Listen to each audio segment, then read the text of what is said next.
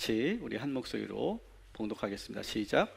베스도가 부임한 지 3일 후에 가이사랴에서 대제사장들과 유대인 중 높은 사람들이 바울을 고소할세 베스도의 호의로 바울을 예루살렘으로 옮기기를 청하니 이는 길에 매복하였다가 그를 죽이고자 함이더라. 아멘. 추석 연휴가 이제 시작이 됐죠. 그러다 보니까 오늘도 보니까 빈자리가 좀 많이 있습니다. 요 정도가 아마 작년에 요맘때 요 정도였던 것 같은데 오늘 보니까 많은 빈자리가 있고 또 저한테도 많이 이렇게 연락이 와서 이번 주는 저희가 고향에서 시골에서 예배를 드리겠습니다. 이렇게 말씀을 해주셨습니다. 제가 시골에서 저도 목회를 했었는데요. 충남, 대천, 청라면, 라원이, 구세력 다시 2번지 지금도 잊지를 못해요. 저는 첫 제가 목회지였기 때문에 청라제일감리교에서 목회를 할 때인데 명절 때만 되면 제가 좋았어요. 왜냐하면 평소에는 그 대천에서 목회를 할 때 전체 전교인이 4명이었어요. 저하고 제 아내하고 할머니 2분. 그 할머니 2분은 글을 모르셔. 그 4사람이 매주 예배를 드리는 건데 명절 때만 되면 한 10대 명이 와서 예배를 드리는 거예요. 왜냐하면 시골에서 이렇게 시골로 이렇게 온 자식들이 이렇게 자녀들이 와가지고 그래도 이제 믿음 생활을 하시는 분들은 그래도 주일 성수를 지키기 위해서 오는데 그런 작은 교회를 오는 거죠. 그러면 막 한 10대 명이 예배를 드리면 막 제가 막 흥분이 돼가지고 막 부흥회를 하고 싶은 거 있죠. 막 부흥회를 하려고 막 나도 모르게 막 하고 목소리에 힘이 들어가고 표정도 막 상기가 되고 막 그러면서 신나게 예배 인도를 합니다. 이게 사람을 보고 예배하는 건 아닌데도 아마 여러분 그런 작은 교회 경험해 보신 분 아실 거예요. 그 한 사람 한 사람이 얼마나 귀한지. 저는 그걸 경험한 거죠. 분위기가 완전히 다르죠. 뭐 2-3명이 예배 드리는 거하고 정말 10대 명이 예배 드리는 건 완전히 분위기가 다릅니다. 제가 이 말씀을 드리는 이유는 오늘 여러분들은 그래도 본교회 주일 성수를 하시고 그 다음 일정을 옮기게 되시는데 또 여의치 않아서 주일 성수를 하지 못하는 경우 여러분이 다른 어떤 명절이나 어떤 그런 일정이 있었을 때 그래도 여러분 꼭 주일 성수는 하시기 바랍니다. 그런데 어디로 가서 하시냐? 여러분이 간 그 지역에서 가장 작은 교회를 가세요. 그때 막 제일 큰 교회 찾아가지 말고 가봤자 주차도 못해. 그러니까 가지 말고 제일 작은 교회 가세요. 제일 작은 교회 가서 그 정말 아무도 없는 그러한 곳에 여러분이 그 자리를 함께 하고 같이 예배하면요, 그게 제 경험을 보면 목회자가 막 그 한순간인 그 한 시간이지만도 너무 막 그 힘이 나요. 힘이 그만큼 그 사람에 대한 성도에 대한 그 간절함이 있거든요. 여러분이 가서 예배 드려주시고 여러분이 거기서 정성껏 준비한 감사함을 이 교회를 위해서 축복해 주시면 여러분 그것도 귀한 사역인 줄 믿습니다. 그래서 여러분 꼭 그렇게 주일 성수 꼭 하시고 제일 작은 교회 가셔서 그렇게 예배하시고 그렇게 돌아오시기 바랍니다. 이제 저도 이제 이 예배를 마치면 저도 이제 저희 부모님 댁으로 또 이제 또 처갓집으로 가게 되는데 그러면 이제 저는 이제 목사가 아니라 아들이고 사위죠. 그러니까 한 사람이 참 많은 이름을 가졌죠. 제가 금요심야 때도 말씀드렸지만 저는 아들이면서도 사위이고 또 아버지이고 또 남편이고 또 조카들에게는 이제 삼촌이고 또 이모부고 막 그렇더라고요. 그러니까 저 한 사람이 이름이 한 6-7가지가 되는 거죠. 근데 명절은 뭐냐? 그 6-7가지의 그 이름을 이름대로 열심히 잘 사는 거예요. 여러분 아들로서 잘 사시고 명절에 가셔서 사위로서 역할 잘 하시고 조카들에게 좋은 삼촌 되시고 그 좋은 아버지 되시고 어머니 되시고 남편 되시고 아내 되셔서 정말 사랑에 넘치는 풍성한 명절을 보내시기를 주님의 이름으로 축원합니다. 그것도 우리에게 준 사명이다. 그렇게 여기시고 여러분 명절을 잘 보내시고 건강한 모습으로 오시고 9월 28일부터는 뒷좌석 안전벨트를 안 매면 그 과태료를 문다고 합니다. 3만 원. 어린아이일 경우 6만 원을 문다고 합니다. 꼭 뒷좌석도 안전벨트 지도해 주시고 그래서 안전하게 돌아오시기를 부탁을 드리겠습니다. 오늘 하나님 말씀 함께 나누겠습니다. 오늘 말씀은 지난주 말씀을 우리가 한번 베이스를 깔고 말씀을 제가 이어갈게요. 지난주 가이사랴 법정에서 1차 재판이 벌어졌죠. 그죠? 사도 바울과 그 유대 종교 지도자들과 그때 전문 변호사 더둘로를 동원해서 아주 사도 바울과 아주 치열한 법적 다툼이 있었죠. 근데 그 법적 다툼에서 선고를 유예했죠. 그죠? 벨릭스 총독이 선고를 유예하고 그리고 시간을 보내는 그런 과정을 우리가 봤는데 결국 그 재판의 흐름은 어떻게 됐다고 말씀드렸죠?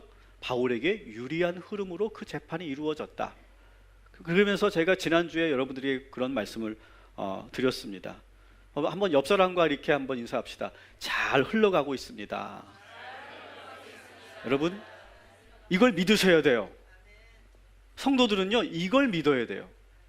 우리의 인생은요, 지금 잘 흘러가고 있음을 믿으시기 바랍니다. 불안해하지 마세요. 걱정하지 마세요. 지금 여러분 경험해 보셨을 거예요. 지금 막 정말 이게 너무 절망스럽고 어떻게 이걸 보고 잘 흘러간다고 말할 수 있어 라고 했는데 여러분 시간이 지나가면 어떤 겁니까? 그게 다 해결되어 있어요. 그리고 우리가 정말 좋은 방향으로 가고 있잖아요. 이전에 경험했던 것처럼 앞으로도 그런 경험을 하게 될 줄 믿습니다. 그래서 우리 그리스도인들은 항상 내 인생은 잘 흘러가고 있어. 하나님께서 보이지 않게 그 손길로 인도하고 계셔. 그것을 우리가 믿자. 제가 지난주에 말씀드렸죠. 그러한 믿음의 베이스에서 오늘 이 말씀을 여러분 들어주시기 바랍니다. 이 재판이라고 하는 것은요, 한도 끝도 없는 것 같아요. 저는 재판을 아직 해보거나 제가 고소를 당해본 적은 없고 그렇지만 들어보면 한번 이 재판이 시작되면 1차 판결에서 승소를 했어도 상대방이 항소를 하면 또 재판을 해야 되고 또 그러면서 많은 그런 자료를 보완해야 되고 새로운 증언을 찾고 증인을 수집하고 해야 할 일이 너무 많습니다. 그래서 보통 사람 같으면 그 과정이 너무 길죠. 몇 년이 가기도 하죠. 5년, 10년이 가기도 하죠. 민사 같은 경우는. 그러면 중도에 포기합니다. 너무너무 억울해도 돈이 없어.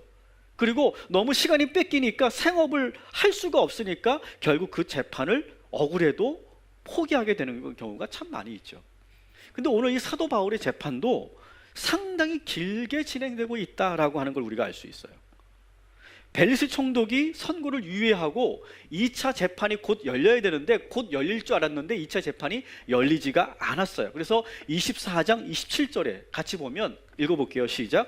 이때가 지난 후 보르기오 베스도가 벨릭스의 소임을 이어받으니 벨릭스가 유대인의 마음을 얻고자 하여 바울을 구류하여 두니라. 아멘. 자, 1차 재판이 끝난 다음에 몇 년이 지났다고요?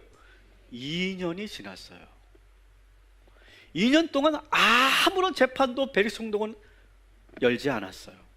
그러다가 갑자기 바뀌었어요. 총독이. 그래서 신임 총독 베스도가 올 때까지도 재판이 열리지가 않은 거예요. 그래서 바울은 그러니까 2년 동안 구금 상태로 있었던 거예요. 아무것도 하지 못하고. 그리고 이 베스도 총독, 신임 베스도 총독은 이제 딱 왔는데 재판이 어떻게 진행되는지 모를 거 아니에요. 그죠? 아무것도 모르니까 다시 원점으로 이 재판이 돌아가려고 합니다. 그럴 때 이 유대 종교 지도자들은 야, 이때가 기회다. 이때 우리가 저 총독에게, 새로운 총독에게 지금 2차 재판을 열어달라고 강력하게 호소를 하고, 그리고 그 재판의 장소를 지금 가이사랴에 잡혀있는 그 바울을 예루살렘으로 다시 끌고 와서 거기서 재판을 열게 하자. 그렇게 얘기를 하고 지금 새로운 신임 총독 베스도에게 그렇게 지금 계속 강제로 요청을 하고 있어요. 근데 그들의 목적은 실제로 2차 재판을 하려고 하는 목적이 아니라 오늘 2절에 보면 그 재판을 하려고 하는 목적은 그 예루살렘으로 후송하는 그 과정에서 매복해 두었던 유대인들이 바울을 암살하는 그런 계획을 세우기 위해서 이렇게 지금 신임 총독에게 강력하게 요청하고 있는 거예요. 그런데 이 신임 총독 베스도도 호락호락한 사람이 아닙니다. 그래서 5절에 보니까 지금은 바울이 잘 가이사랴에 감금되어 있으니까 다시 내가 잘 지킬 테니까 다시 너희들이 그전처럼 유능한 변호사를 보내서 다시 2차 재판을 열어라. 그때 내가 재판관이 돼줄게. 이렇게 얘기합니다. 그래서 그 다시 재판을 지금 2차 재판을 열고 있는데 7절을 보시면 그 2차 재판에서 여전히 증거를 대지 못해요. 같이 읽어볼게요. 시작. 그가 나오매 예루살렘에서 내려온 유대인들이 둘러서서 여러 가지 중대한 사건으로 고발하되 능히 증거를 대지 못한지라. 아멘. 증거를 댈 수가. 왜? 사실은 사도 바울은 예루살렘에 오자마자 잡혀 있었기 때문에 뭐 한 게 없어요. 행적이 없어요. 그러니까 증거를 못 대는 거예요.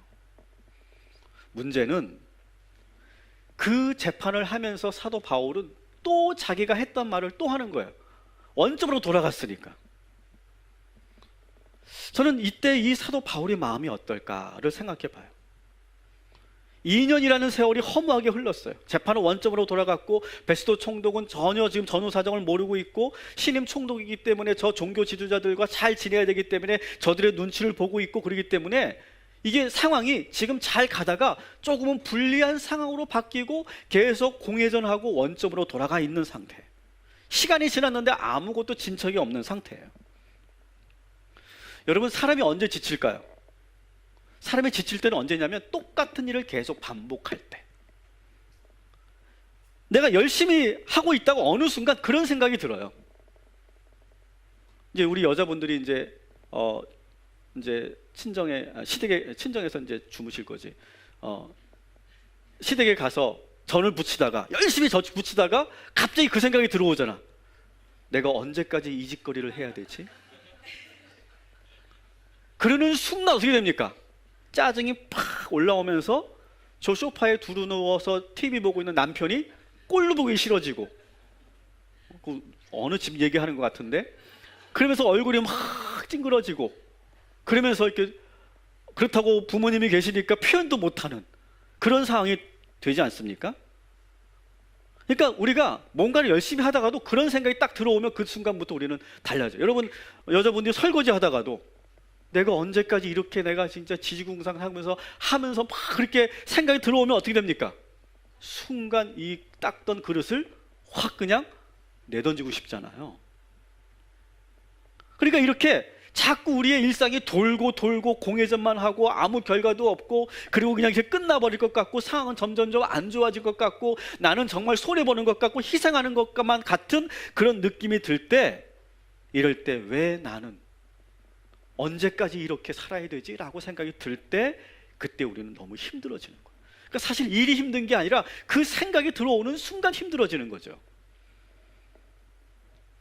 바울도 지금 두 번째 재판을 받으면서 똑같은 과정을 거치면서, 아마 바울도 똑같은 신문을 받으면서 똑같은 자기 변론을 하면서 그랬을 거예요. 내가 지금 뭐 하고 있나? 내 이러다가 저 로마를 갈 수나 있는 걸까? 그런 생각이 충분히 들었을 상황이에요. 왜냐하면 바울은 지금 똑같은 변론을 무려 5사람에게 하고 있어요. 처음에 유대인들에게 했고, 그 다음에 천부장에게 하고, 그 다음에 지난주 보신 것처럼 베리스 총독에게도 하고, 오늘 또 신임 총독 베스도 총독에게도 하고, 또 26장을 보면 이제 아그리빠 왕이 이제 오는데 그 왕에게도 똑같은 신문을 받고 똑같은 말을 해요. 똑같은 말을 5번을 하는 거예요. 얼마나 지겨웠을까요? 답답했을까요? 근데 저는 이 과정을 보면서 이것은 우리 인생하고 똑같구나. 여러분, 우리 인생을 여러분 보시면 우리 인생은요, 마냥 똑같은 일들이 계속 반복되는 거예요. 제가 어느 순간부터 제가 우리 이 교회 빌딩에 제 차를 주차해 놨는데, 어느 순간부터 제가 몇 층에 주차했는지가 기억이 안 나기 시작했어요. 제가 치매기가 있는 것도 아니고 머리가 안 좋은 것도 아닌데, 왜 그러냐면 똑같은 일상이 계속 반복되잖아요. 저는요, 뭐 이게 비디오로 저의 일상을 보시면, 찍어보고 보시면 아시겠지만 한 5분 보면 지겨워서 못 볼 거예요. 제 일상은 똑같아요. 10시에 출근해서 10시에 퇴근하는 거예요. 근데 저는 또 성격적으로 누굴 만나러 다니지도 않아요. 그냥 내내 사무실에만 있는 거예요. 그러면 저하고 김혜전 선생님하고 각방 쓰면서 서로 말도 별로 없어, 성격적으로. 똑같은 일상을 하는 거예요. 그렇다고 저는 뭐 사람을 만나거나 뭘 하거나 막 그러지도 않아요. 그러니까 일주일 전이 똑같고 한 달 전이 똑같고 어제가 똑같고 오늘도 똑같고 내일도 똑같을 예정이에요. 그러다 보니까 이게 내가 주차를 했는데 언제 주차한 건지가 기억이 안 나. 어제 내가 지하 3층에 했나 오늘 지하 1층에 했나 이 기억이 안 나가지고 결국 어떻게 하냐면 지하 1, 2, 3층을 다 다녀요. 이렇게 반복되는 일상이 일어난다는 거죠. 근데 여러분 저만 그런가요? 여러분의 일상도 여러분 어떻게 보면 똑같지 않습니까? 똑같이 돌아가지 않습니까? 그 지루하고 반복되는 그 일상을 우리는 어떻게 이겨나가야 되느냐. 그럴 때 아까 말한 것처럼 내가 언제까지 이렇게 살아야 되지? 그 생각이 들어오는 순간 확 때려치고 싶고 포기하고 싶을 때 우리가 어떻게 이것을 이겨나가야 되는가를 오늘 본문을 통해 바울을 통해 우리가 배우게 되길 소망합니다. 사도 바울에 대한 이야기, 이 사도행전을 우리가 읽으면서 이 사도행전이 제가 그 성경책 66권 가운데 저는 사도행전이 제일 재밌는 것 같아요. 많은 사건들이 전개되고 그 스피드하게 돌아가는, 그러면서 아주 극적이고 드라마틱한 그런 이야기 전개들이 있기 때문에 사도행전이 제일 재밌어요. 그런데 유독 여러분 느끼셨는지 모르겠지만 예루살렘에 와서 사도 바울이 재판을 받는 이 과정은요 너무 지나치게 상세하게 보고되고 있어요. 그리고 계속 반복되는 이야기로 구성이 되어 있어요. 사실 이 재판의 과정이 지금 어떻게 되냐면 22장부터 26장까지 무려 4장에 걸쳐서 그 재판 과정이 지금 소개되고 있거든요. 그런데 저는 이걸 보면서 아니 이거는 반장이면 끝나는 이야기를 지금 4장에 걸쳐서 하고 있어요. 그리고 여러분 25장 한번 펼쳐보세요. 우리 읽지는 않겠지만 성경을 펼쳐서 사도행전 25장 14절부터 21절을 여러분 펼쳐보시면, 그리고 한번 눈으로 한번 쭉 보시면 어떤 내용이냐면 베스도 총독이 신임 총독이 되니까 이제 이스라엘의 분봉왕이었던 아그리빠 2세가 이제 축하로 온 거예요. 축하로 왔는데 그때 이 베스도 총독이 사도 바울의 재판 과정을 그 아그리빠 왕에게 설명하는 거예요. 근데 그게 14절부터 21절까지 아주 자세하게도 그렇게 친절하게 소개하고 있어요. 제가 이걸 읽어보면서 아니 이걸 이렇게 뭐 하지 않아도 되는데 이미 우리 다 알고 있는 거죠, 독자들은. 그러니까 이렇게 하면 돼. 베스도 총독이 자기가 방문한 아그리빠 왕에게 그간의 재판 과정을 소개했다. 이렇게만 한 장으로 한 줄만 끝나면 되는 이야기를 뭐 어떻게 했고 어떻게 했고 어떻게 해서 언제 이렇게 하고 이렇게 하고 이렇게 하고 막 그걸 막 길게 설명하고 있어요. 그리고 또 26장을 여러분 보시면 26장에는 바울이 아그리빠 왕에게 자기가 회심한 사건을 이야기해요. 근데 여러분 이 이야기도 이미 사도행전에 몇 번 나왔어요. 이미 몇 번 나왔어요. 빨리 집에 가고 싶으세요? 2번 나왔잖아요. 9장에도 한 번 나오고 22장에도 나왔어요. 자, 그러면 여러분 같으면, 저 같으면 어떻게 할까요? 아그리빠 왕에게 자신이 어떻게 예수 믿게 되었는지를 소개하였더라, 그렇게 하면 되는 거잖아. 또 설명하고 있어. 또 설명하고 있어. 그러니까 이 누가가 유독 이 재판의 과정을 22장부터 26장까지 아주 길게 아주 자세히 템포로 본다면 아주 슬로우 천천히 가고 있는 거예요. 저는 이 누가의 글쓰기를 보면서 저는 이렇게 이름을 붙였어요. 따라합시다. 지루한 글쓰기. 지루해요. 지루하기 짝이 없어요, 사실 읽어보면. 근데 저는 이 지루한 글을 제가 처음에는 좀 지루하게 느껴졌는데 읽고 또 읽고 묵상하면서 말씀을 준비하면서 몇 번을 읽다 보니까 큰 은혜가 왔어요. 어떤 은혜냐 하면 이 누가가 이 사도행전에서 사도 바울의 재판 이야기를 쓰면서 뭘 원했던 거냐면 우리 성도들이 지금 이 말씀을 읽고 있고 듣고 있는 우리 성도들이 이 바울과 같이 그 현장에 있기를 원했던 거예요. 그래서 짧게 압축해서 그 재판의 과정을 줄거리로 설명하고 싶었던 것이 아니라 직접 그 방청석에 앉아서 그 재판을 받는 그 장면에 우리가 있기를 원했던 거. 그래서 자세하게 소개하는 거예요. 더둘로의 그런 논고도 자세하게 소개하고, 그리고 바울의 논고도 변론도 다시 자세하게 소개하고, 유대인들이 바울을 향해 소리 지르고 구타하고 죽이려고 모의하는 그 장면도 같이 우리가 목격하기를 원하고, 그리고 2년 동안 억류되어 있는 그 매일매일 반복되는 그 지루한 일상 속에서 바울과 우리가 함께 하기를 원했던 거예요. 그래서 지금 누가는 아주 지루한 글쓰기를 일부러 하고 있는 거예요. 그러면서 글 속에 있는 바울이 아니라 지금 내가 내 옆에 진짜 나의 동료, 나의 신앙의 선배인 사도 바울이 내 옆에 있는 것처럼 느껴지게 하고 싶어서 이렇게 글을 쓰고 있는 것이죠. 여러분, 우리가 오늘 살아있는 그 바울을 만나게 되길 소망합니다. 제가 오늘 설교 제목을 뭐라고 붙였습니까? 길고 긴 일상을, 반복되는 일상을 살아가는 법, 살아가는 지혜. 제가 이렇게 이름을 붙였어요. 오늘 말씀은 그런 거예요. 사도 바울이 2년 동안 아무 일도 하지 못하고 억류되어 있었고, 누가의 글쓰기도 아주 길게 천천히 조금 지루한 듯한 그런 느낌으로 가고 있는데, 그것은 바로 우리의 일상, 우리의 삶을 지금 암시적으로 보여주고 있는 것이죠. 아까도 말씀드린 것처럼 우리의 일생은 계속 반복됩니다.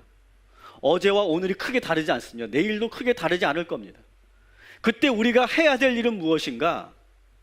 그때 우리가 무엇을 해야 되는가? 사도 바울이 첫 번째로 우리에게 들려주는 그런 지혜는 뭐냐?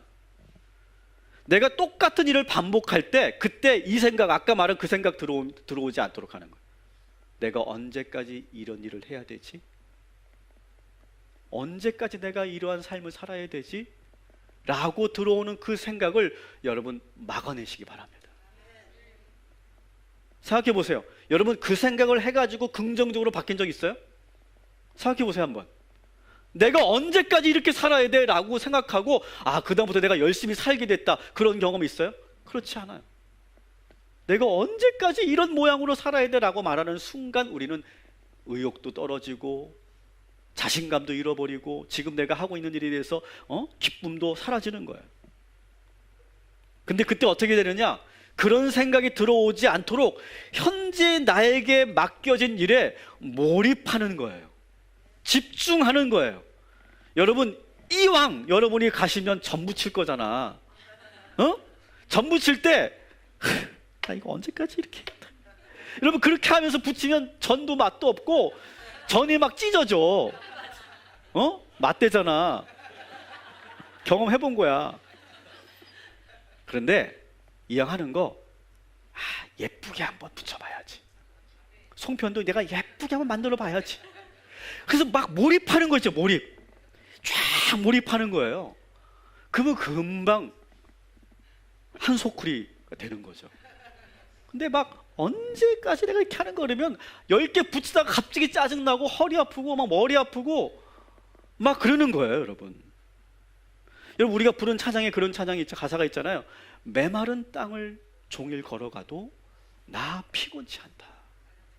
여러분 우리 그리스도인들은요 어떤 사람들이냐, 언제까지 내가 이렇게 살아야 돼? 라고 말하는 것을 다 걷어내시고 자기 연민에 빠지지 마시고 지금 당장 나에게 주어진 일에 최선을 다하고 집중하시기를 주님의 이름으로 축원합니다. 저는 그래요. 저는 제 삶이 그래요. 저는 제가 16년을 부목사 생활을 했잖아요. 그러니까 제가 참 배운 게 참 많은데 그 중에 하나가 똑같이 반복되는 그 일상에서 내가 벗어나는 방법 중에 하나는 그 현재에 내가 맡겨진 일에 최선을 다하는 거더라. 짜증내지 않는 거예요. 답답해하지 않는 거예요. 그리고 오늘 해야 할 일만 집중하는 거예요. 그렇게 하루하루를 사는 거예요. 한순간 한순간을 사는 거예요.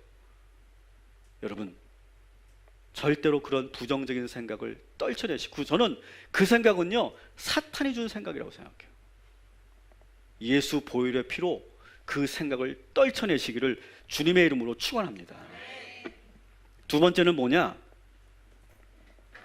우리는 이렇게 지내면서 그렇게 막 조급증이 생기고 답답할 때 왜 하나님은 아무 응답이 없으시지?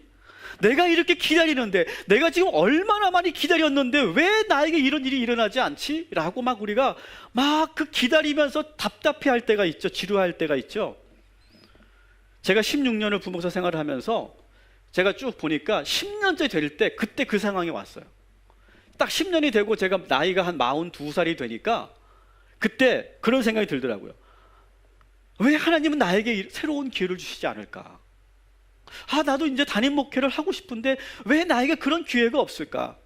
하나님은 내 기도를 들어주시기나 하는 걸까? 라고 하는 생각이 막 들면서 막 일도 하기 싫고 뭐 사역도 막 그냥 귀찮고 막 우울해지고 답답해지고 막 마치 내가 뒤처져 있는 사람처럼 느껴지더라고요.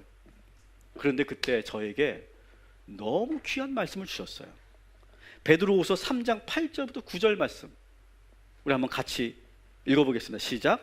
사랑하는 자들아, 주께는 하루가 1000년 같고 1000년이 하루 같다는 이 한 가지 잊지 마라. 주의 약속은 어떤 이들이 더디다고 생각하는 것 같이 더딘 것이 아니라 오직 주께서는 너희를 대하여 오래 참으사 아무도 멸망하지 아니하고 다 회개하기를 이르기를 원하시느니라. 아멘. 자, 이 말씀 계속 띄워주시고 제가 설명할게요. 잘 보세요.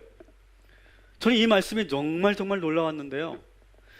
지금까지 저는요, 내가 기다린다고 생각했어요. 내가 언제까지 기다려야 돼? 언제야 이게? 언제 내 상황이 좋아지냐고, 언제 내가 승진하냐고, 언제 내가 지금 성공하냐고, 내가 기다린다고 생각했어요. 그래서 1000년을 기다리는 것 같이 너무 답답해하고 너무 더디다고 생각했어요. 그런데 오늘 말씀을 보니까 따라합시다. 내가 기다리는 것이 아니라 하나님이 기다리신다. 하나님 어떻게 하신다고요? 오래 참으사, 너희에 대해서 오래 참으사. 내가 담임 목사가 될 때까지 기다리는 것이 아니라 하나님이 제가 담임 목사의 제목이 될 때까지 오래 참고 기다리고 계셨구나. 전 그걸 깨달았어요. 저의 이 깨달음을 여러분의 삶에 꼭 적용하시기 바랍니다.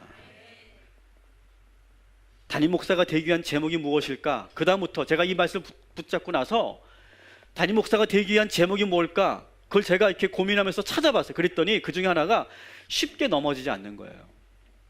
웬만한 것에 내가 절망하지 않는 거예요.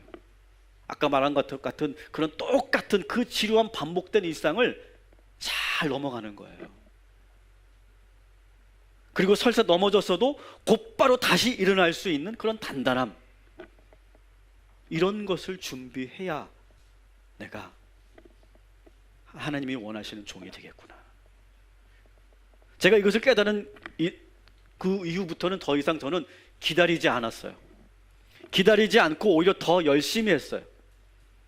그리고 더 내가 훈련 받아야 된다고 생각했어요. 그 다음부터는요.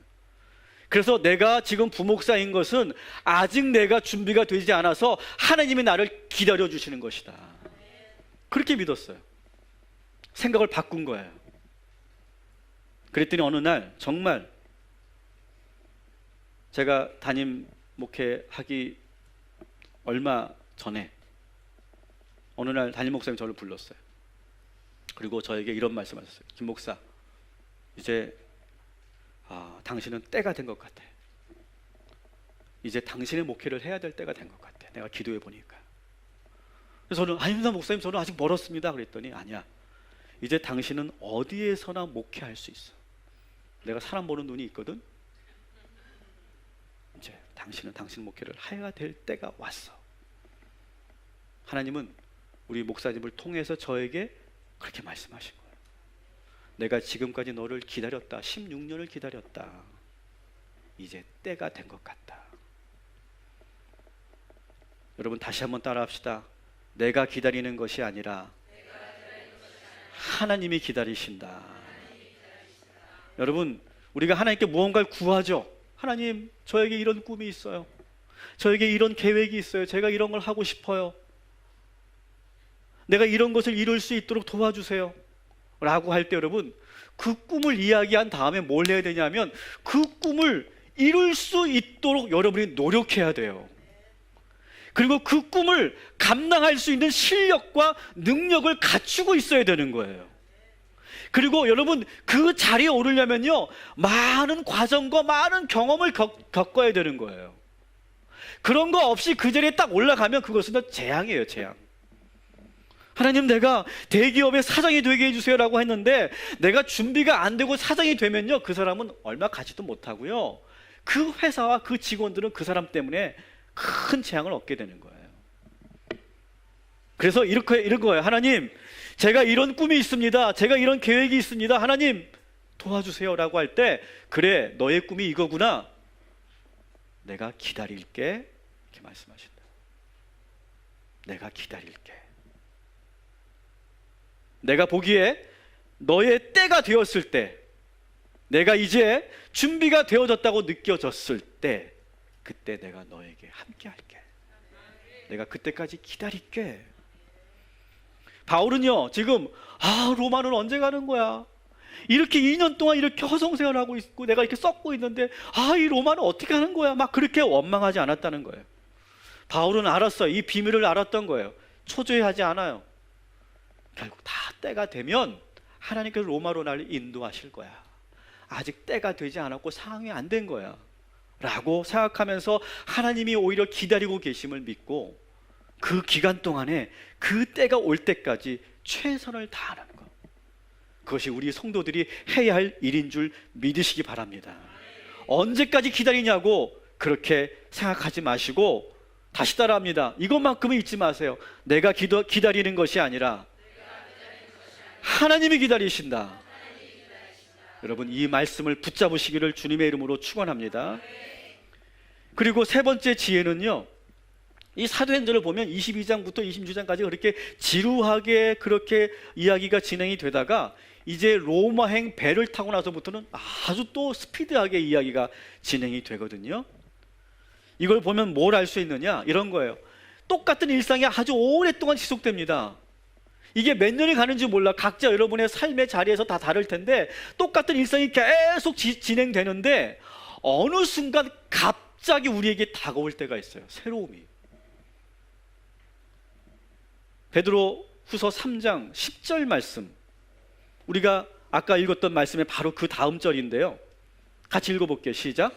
그러나 주의 날이 도둑같이 오리니 그 날에는 하늘이 큰 소리로 떠나가고 물질이 뜨거운 불에 풀어지고 땅과 그 중에 있는 모든 일이 드러나리로다. 아멘. 자, 주의 날이 어떻게 온다 그래요? 도적같이 온다 그러죠. 도적같이. 그러니까 이 말씀은 여러분, 그 당시 초대교회 성도들은요, 주의 날이 자기가 살아있는 동안에 주님이 다시 재림하실 거라고 믿었었어요. 그래서 그냥 매일매일 손꼽아 하루하루를 기다렸어요. 그런데 오셨어요, 안 오셨어요? 안 오시는 거예요. 눈이 빠져라 기다렸는데도 안 오시는 거예요. 그러다 보니까 어느 날 주님이 안 오시니까 하나 둘씩 자리를 뜹니다. 어느 순간 어느 사람들은, 어느 성도들은 교회를 떠나기도 하고 배신하기도 합니다. 또 어떤 성도들은 답답해하다가 원망도 하다가 기다리다가 그냥 포기하는 사람들도 있었습니다. 매일매일 똑같은 일상이 계속 반복되면서 기다리는 사람들조차도 느슨해지기 시작해요. 처음에는 허리를 졸라매고 기다리는 종들처럼 그렇게 긴장하며 영적으로 깨어 있었는데 시간이 계속 딜레이되고 길어지고 또 길어지니까 어느 순간 겉옷을 벗어버리고 꾸벅꾸벅 졸고 있고 아예 엎드려 잠들어 버리는 그런 성도들이 생기더라는 거예요. 그런데 그때 주님의 날이 어떻게 온다고요? 도적같이 온다.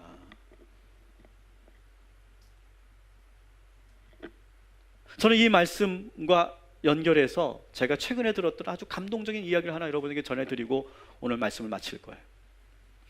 여러분, 오직 비가 와야만 농사 지을 수 있는 논이 있어요. 그게 뭘까요? 천수답이라고 하면, 천수답. 농사를 지어보신 분들은 아실 거예요. 천수답. 그리고 또 천둥지기 혹은 봉천답, 이렇게 말합니다. 근데 이 이름들이 참 멋있죠. 천둥지기는 뭡니까? 우르릉 쾅쾅 하고 천둥이 치고 비가 와야만 그때 농사를 짓는 그런 논. 봉천답이라는 건 봉자가 받을 봉자더라고요. 하늘로부터 은혜를 받아야만 농사를 지을 수 있는 땅. 봉천답. 근데 문제는 비가 와야 되는데 비가 오지 않으면 모를 못 내잖아요. 어린 모를 논에 심어야 되는데 그 시기가 지났는데 비가 오지 않으면 사실 농부들은 아무것도 할 수 있는 게 없어요. 그러다가 비를 기다리고 하늘만 쳐다보는데 비가 안 오고 그냥 그 논바닥이 쩍쩍 갈라지는 걸 보면서 자기 마음도 갈라지죠. 그럴 때 농부들이 어떻게 하냐면 그렇게 떼약볕에 비도 오지 않고 지금 완전히 논바닥이 쩍쩍 갈라져 있는 상황에서 농부들이 와서 뭐를 하냐면 그 논을 다 갑니다. 논을 다 갈면서 그 논에 있는 흙을 아주 곱게 갈아요. 그냥 땀이 뻘뻘 나겠죠. 그 더운 여름에. 근데 그 논을 아주 고운 가루로 그렇게 논바닥에 변합니다. 흙들이. 근데 그렇게 하다가 어느 날 진짜 천둥이 쾅 치면서 하늘에서 비가 확 내립니다. 그 비가 내리면 어떻게 됩니까? 곱게 지금 갈려져 있는 그 논의 흙들과 그 비가 만나서 어떻게 됩니까? 마치 밀가루 반죽처럼 아주 부드러운 그런 논이 돼버려요. 그러면 그때 이 농부들은 바로 거기에 모를 심는 거예요. 바로 지체하지 않고. 이거를 뭐라고 합니까? 이거를 바로 더운 가리라고 말해요. 더운 가리. 근데 미련한 농부들은 어떻게 하느냐? 비가 안 온다고 원망만 하고 있어요. 하늘만 쳐다보고 있어요. 내가 할 게 뭐가 있느냐고. 비가 와야 농사를 짓지 하면서 원망만 하고 있어요. 그러다가 갑자기 이렇게 비가 오잖아요. 갑자기 비가 오면 이 농부들이 뭐라고 말합니까? 갑자기 이렇게 비가 오면 어떡하냐고. 언제 내가 논을 갈고 언제 모를 심냐고 원망하더라는 거예요, 여러분. 더운 가리를 안 한 농부들은 비가 어떻게 왔다고 생각하는 거예요? 도적같이 왔다고 생각하는 거예요. 도적같이. 우리 인생도 마찬가지예요. 우리도 아무런 그런 증상이 보이지 않고 아무런 호전되는 모습이 보이지 않을 때 우리 인생에 마치 감은 그런 논처럼 그렇게 쩍쩍 갈라져 있을 때 그때 우리가 하늘만 보고 원망하거나 아무것도 안 하고 그냥 그렇게 시간을 허비하는 것이 아니라 우리는 그때는 더운 가리를 해야 되는 시간인 줄 믿으시기 바랍니다. 그때 비가 와야 바로 모를 심잖아요.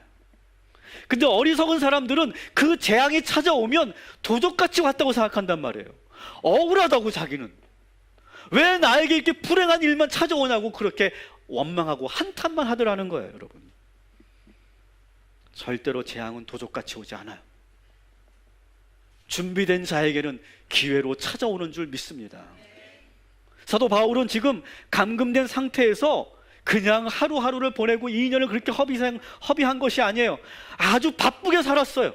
사람들도 만나고 그 안에 있는 병사들한테도 막 전도하고 막 그냥 누구들 만나든지 막 전도하는 거예요. 편지도 쓰고 면회 온 성도들에게 교회 밖의 소식도 듣고 재판도 하고 총독을 만나 또 전도하고 찬송하고 기도하고 쉴 틈 없이 그 안에서도 막 일을 하는 거예요, 여러분. 그렇게 2년을 그는 보내는 거죠. 여러분, 여러분의 일상이 계속 반복된다고요? 너무 지루하다고요? 언제까지 이렇게 살아야 되냐고요? 하나님이 왜 나의 약속을 지키지 않으시냐고요? 여러분, 이 길고 긴 이 지루한 일상을 오늘 주신 말씀처럼 사도 바울처럼 그렇게 준비하고 그렇게 대처해가는 저와 여러분이 되기를 주님의 이름으로 축원합니다. 말씀을 마칩니다. 처음에 여러분의 베이스를 깔아야 되는 건 뭐라고 그랬죠? 믿음이에요, 믿음. 내 인생은 잘 흘러가고 있다. 그 믿음 위에서 지금 당장 아무것도 보이지 않아도 주어진 일에 최선을 다하십시오.